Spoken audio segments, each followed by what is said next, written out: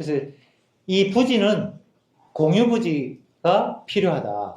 그래야 이제 이 부지에서 나온 소득을 모두가 함께 나눌 수 있고요. 금융도 지금 마을은 담보 능력이 없습니다. 마을에 자산도 없고. 그래서 공공의 금융을 수익권 담보대출이라는 공공의 금융을 가져오게 되었고요. 개통망에 있어서도 지금 개통망이 전국적으로 없는데 마을 공동체가 하는 경우에는 우선 접속할 수 있도록, 예를 들면 고속도로에도 버스 전용 차로가 있는 것처럼 지금 사실 호남 지역에 또는 경북, 강원, 제주에 대기가 뭐 5년, 6년 이렇게 대기되어 있지만 이 공동체가 하는 모델에 대해서는 우선적으로 개통을 접속해 주자는 것이고요. 그리고 이 마을 공동체가 주인이 되도록, 그동안 이제 유럽 같은 경우에는 협동조합이 주인인 모델이 있습니다. 근데 협동조합이 주인인 모델하고 마을 공동체가 주인인 모델이 이제 어떤 차이가 있냐면은, 협동조합은 참여하신 분들이 혜택을 보는 구조로 되어 있습니다. 근데 마을 공동체는 참여하지 않은 주민도 혜택을 보도록 하는 면에서 훨씬 열려 있다는 것이 이 그 수용성을 높이는 데서 훨씬 높다라는 것을 확인하게 됐습니다. 그래서 부지는 다행히 지금 농식품부 산하의 농어촌공사가 농어촌공사에서 가진 많은 자원들을 내놓기로 했습니다. 그러니까 국가 소유의 비축농지, 또 농수로, 저수지 같은 소유들을 많이 이제 내놓게 되어 있고요. 앞으로 좀 과제가 되는 것은 지자체가 소유한 저수지나 유휴부지, 또 도로공사, 철도 뭐 코레일이 소유한 철도부지, 도로부지 같은 것들을 적극적으로 이 마을 공동체의 태양광 발전 내놓을 필요가 있습니다. 뭐 군부대 이전 부지, 수자원공사 소유댐 등 앞으로 국가 소유의 국공유부지를 적극적으로 내어놓는 것이 앞으로 과제가 되겠습니다. 그리고 마을이 공동으로 소유한 부지에 대해서는 저는 오히려 인센티브나 가산점을 둬서 저런 경우에는 더욱더 햇빛소득 마을을 권장할 필요가 있을 것 같습니다.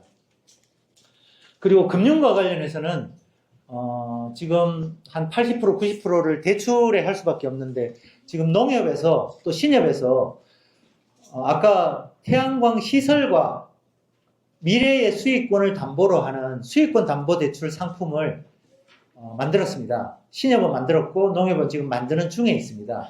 이제 그렇게 하게 되면은 마을 같은 공동체가 하는 경우에는 부지 담보가 없더라도 대출을 할 수 있는 획기적인 그 기회가 마련된다고 생각됩니다. 지금까지 이제 대규모 태양광 시설에 기업들이 대규모로 들어와서 할 수밖에 없었던 이유는 자본을 우리 주민이 마련할 수 없었기 때문입니다. 근데 이제 자본을 마련할 수 있는 길이 열렸다는 측면에서 획기적이라고 볼 수 있고요. 그래서 지금 산자부에 저희가 뭐 산자부 장관님께도 부탁을 드려서 자원 및 회계시설 특별회계법이라는 법이 있는데, 그 법의 시행령에 신협이나 농협 같은 이 2차 금융기관들은 한국에너지공단의 저리 금융을 받지 못하도록 지금 되어 있습니다.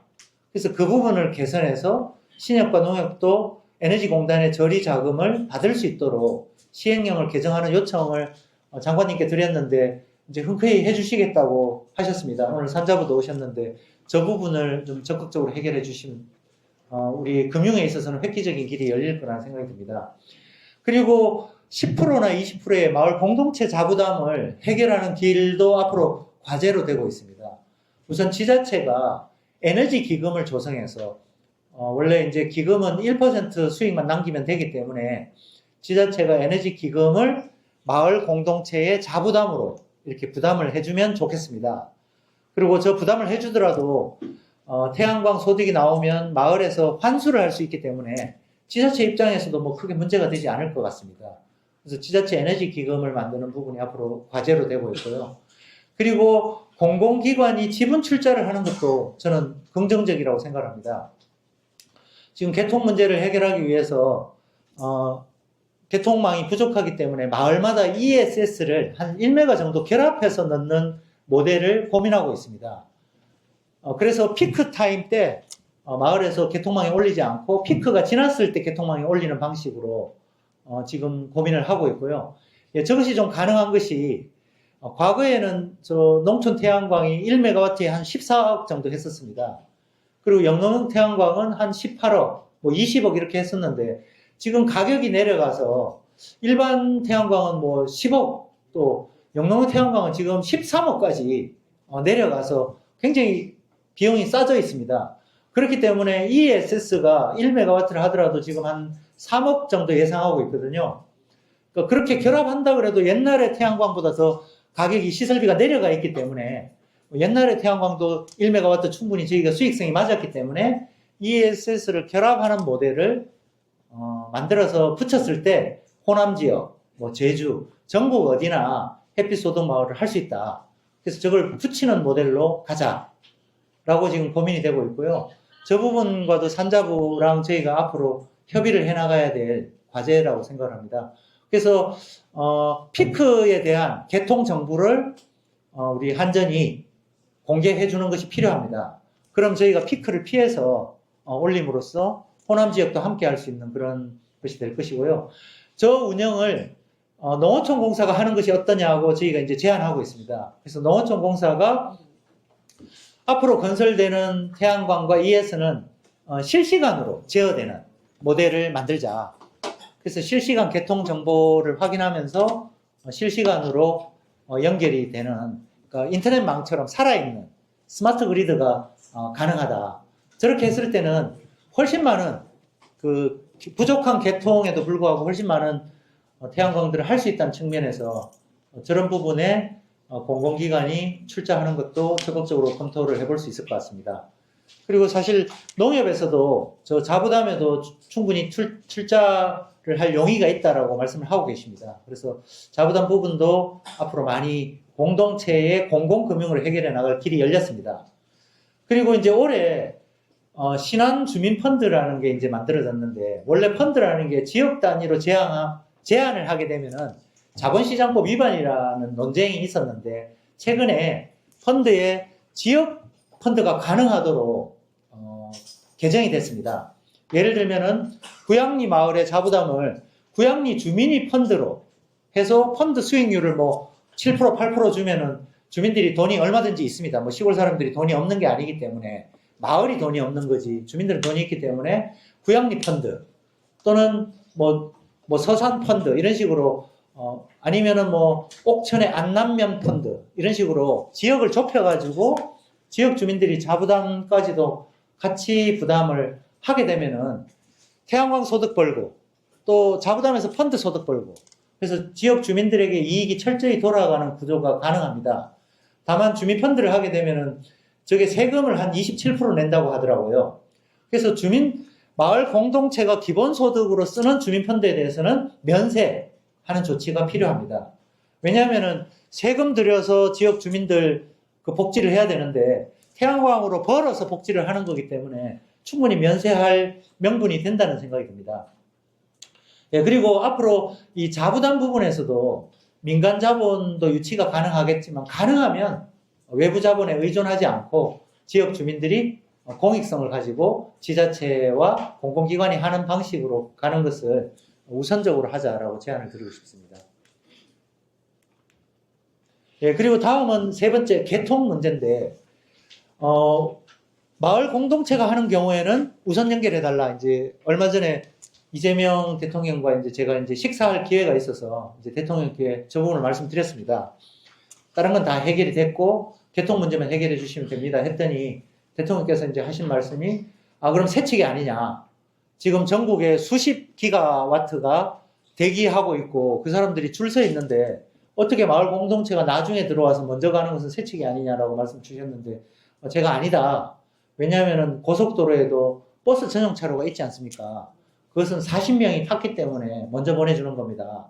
그래서 마을 공동체가 하는 것은 마을 주민 전체가 참여하는 공공성이 있기 때문에 먼저 가는 것이 맞습니다. 그래서 이제 대통령께서 그렇게 이해를 하셔가지고 지금 그렇게 이제 지시를 하셨어요. 그래서 우선 접속하도록 하자고 하고 있고, 지금 산자부하고도 계속 이제 논의를 하고 있습니다. 근데 지금 아까 부지 금융 개통 중에 부지하고 금융은 많은 부분이 해결이 됐다고 볼 수 있는데 이 개통 부분은 산자부가 굉장히 어려워하고 있습니다. 오늘도 좀 말씀을 들어보겠지만 개통이 너무나 어렵기 때문에 이게 좀 어렵다라고 이제 난색을 표현하고 있는 상황인데, 어쨌든 햇빛소득마을만큼은 공공성 때문에 우선 가야 되고, 또 햇빛소득마을이 전체 비중에서 뭐 많이 해봐야 1.5%도 안 되는 아주 적은 양이기 때문에 충분히 공공성으로 먼저 보내줄 필요가 있다라는 생각이 들고요.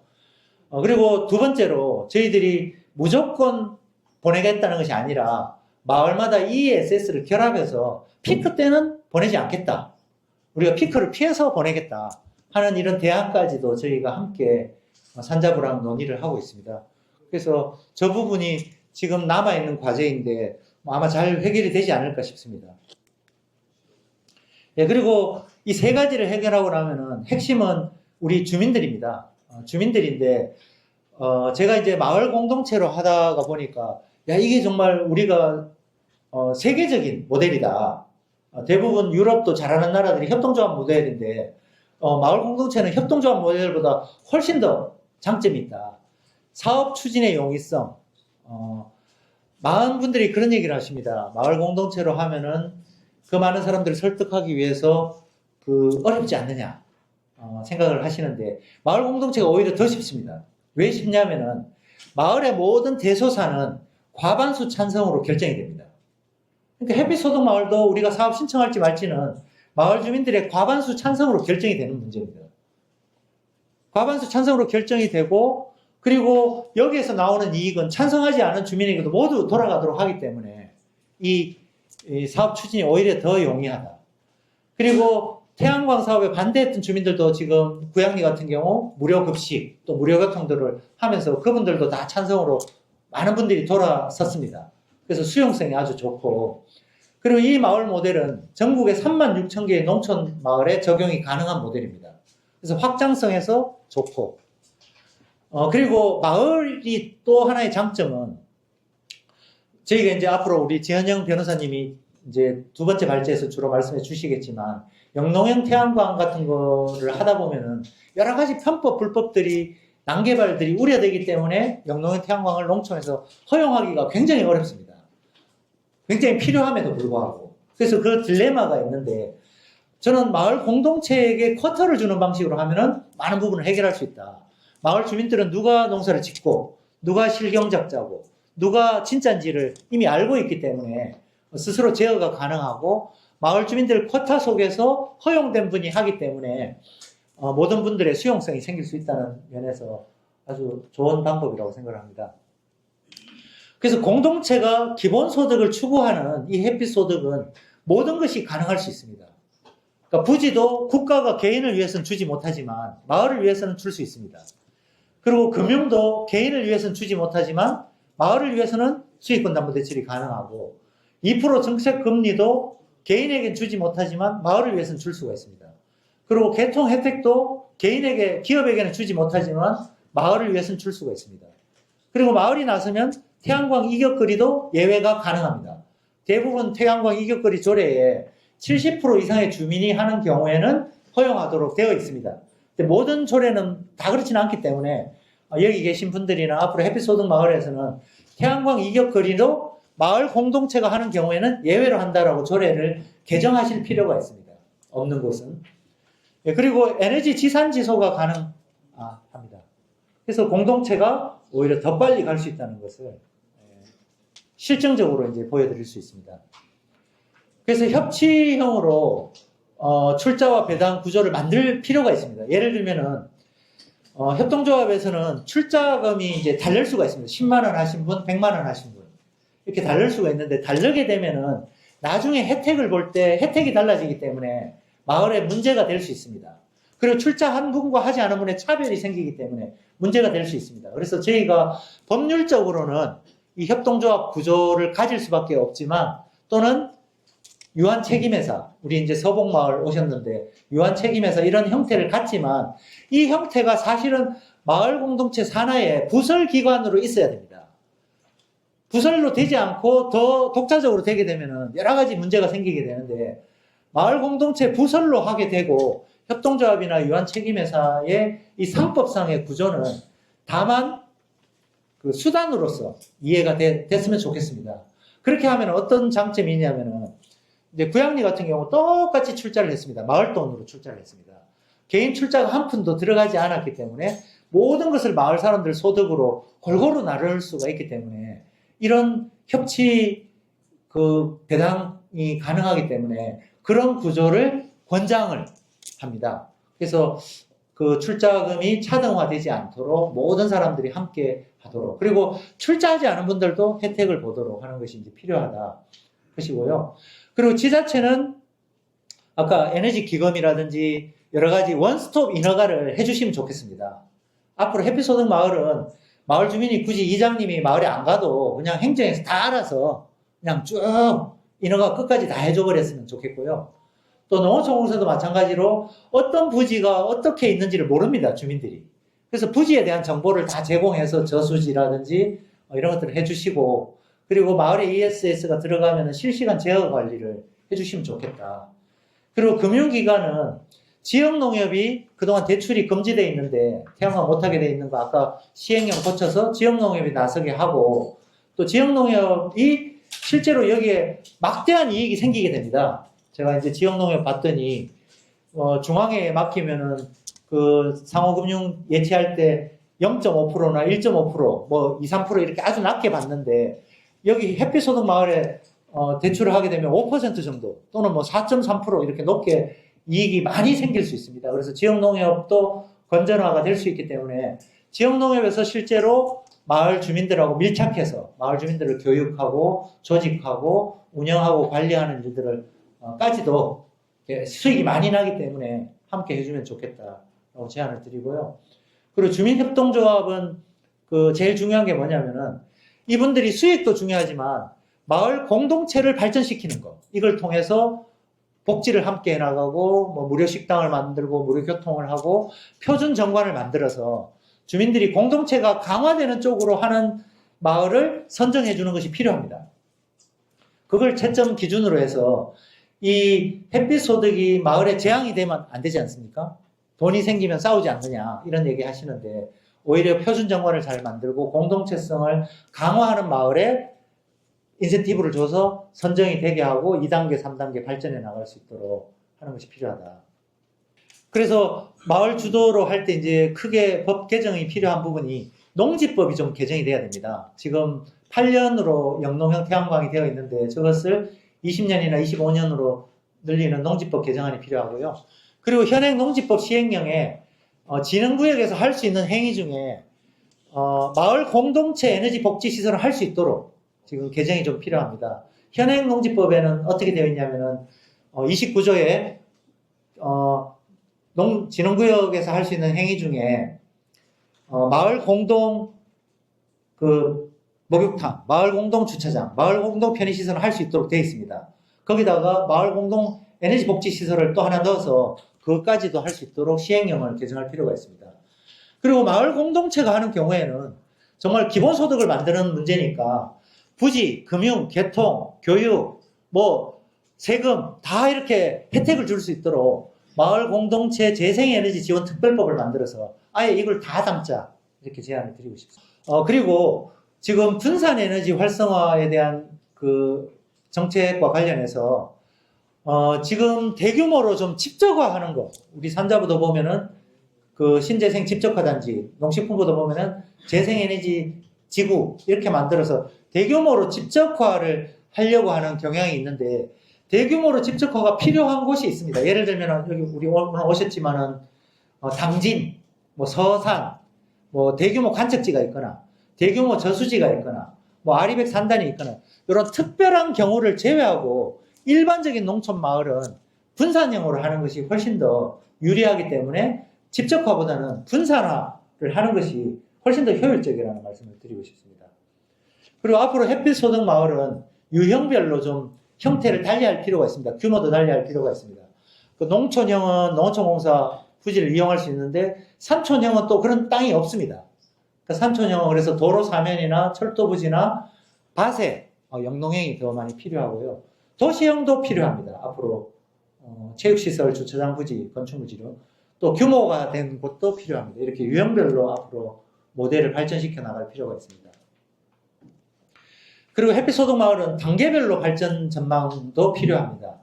그러니까 1메가와트로 지금 시작하지만 1메가와트를 잘한 마을은 2메가와트를 줘서 지붕에서 냉난방비를 완전히 100% 작업할 수 있도록 3메가와트를 줘서 영농형 태양광과 그 저탄소 인증 농산물을 생산할 수 있도록 그리고 전업농에게 100kW 커터를 줄 수 있도록 그리고 4메가와트를 해서 청년 귀농자에게 200kg 커터를 줘서 매월 200만 원의 순이익이 생기도록 20년간 그래서 청년이 정착할 수 있도록 만들 수 있습니다.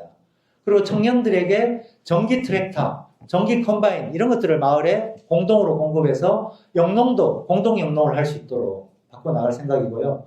그래서 궁극적으로는 마을마다 5메가와트 정도를 주자. 그렇게 하면은 36,000개 농촌 마을에 5메가와트 하면 2050년 탄소 중립에 필요한 태양광 총 용량 208기가와트를 우리 농촌에서 기본소득으로 달성할 수 있습니다.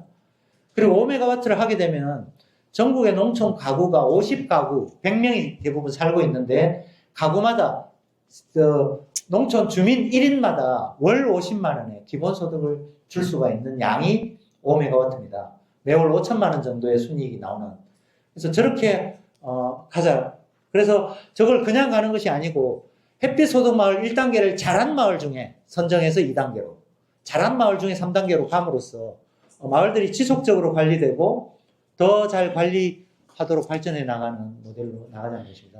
그래서 앞으로의 농촌은 그동안 식량만 생산하는 농촌은 가난했지만 식량과 에너지를 함께 생산하는 농촌은 잘 살 수 있도록 지역 균형 발전을 해결할 수 있도록 그래서 도시 분들이 농촌에 와서 살기를 희망할 수 있도록 그리고 이 많이 만들어진 재생에너지로 농촌의 농업도 이제 스마트화 할 수 있고 스마트팜 또 전력화 해나갈 수 있는 새로운 혁신의 계기가 될 거라는 생각이 듭니다. 그래서 우리 이번 햇빛소득마을이 이 출발은 미약하지만 이것이 앞으로 농촌을 새롭게 바꿔나가고 지역을 새롭게 바꿔나가고 그리고 지금 기본소득에 저는 재원을 마련하는 가장 유력한 수단이 아니겠는가 그런 생각을 해봅니다. 이상으로 제 발표를 마치겠습니다. 고맙습니다.